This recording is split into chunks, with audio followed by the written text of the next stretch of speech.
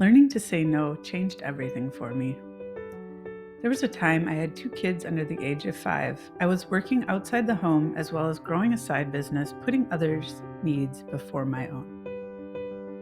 I didn't know how to say no, and I was doing all the things I thought I should. I was overwhelmed in trying to do it all. But one day, my body had had enough, and the weight of the world that I had created literally crushed my sciatic nerve, causing debilitating back pain, and I could no longer go on the way I had been. It wasn't until after some time that I realized how I got there. I had said yes too many times. I had said yes that I can do it all myself. I will listen to all the shoulds. I will feed my family the perfect foods. I said yes to all the expectations, the events, the mindless parenting advice, and that everything that was important to the world was more important than me. My body, though, eventually said no, no more, and it took me 6 months to recover. I was forced to say no to so many things I can't even count them. I couldn't get out of bed, I couldn't carry my kids, I couldn't go on the way things were. I couldn't go to parties, and I couldn't do it alone. Then I had a breakthrough. That simple little 2-letter word no was actually helping me heal.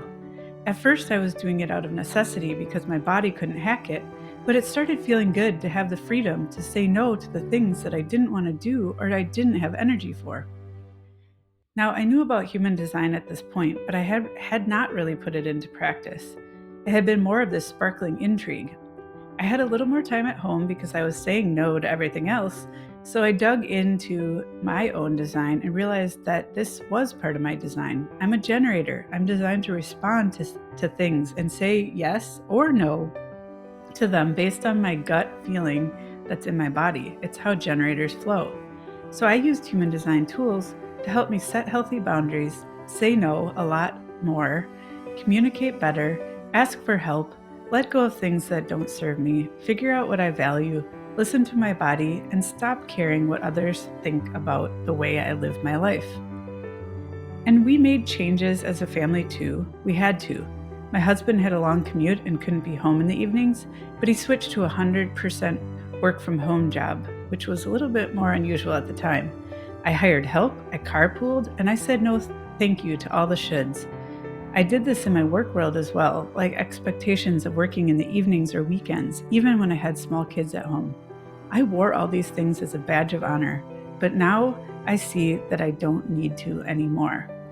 And I did learn from my past. I may regret that I didn't learn it earlier, but we learn from our past. And so I'm telling you now in hopes that it might spark something in you to do something about it sooner than I did, and to know that saying no is a strength, not a weakness. You don't have to say it in a mean way. I learned how to live my life unapologetically. You can say no thank you, and you don't have to attach a bag of excuses to it. You can just say, nope, it's not right for me right now. So you can do this too, and if you want to discover how to confidently decide what to say no to, you can check out my book, Human Design for Moms. It's packed with insights on how human design can work for you, along with stories from my own journey. Thank you for listening to my story. I share it with you in hopes that it inspires you to make your own story even better.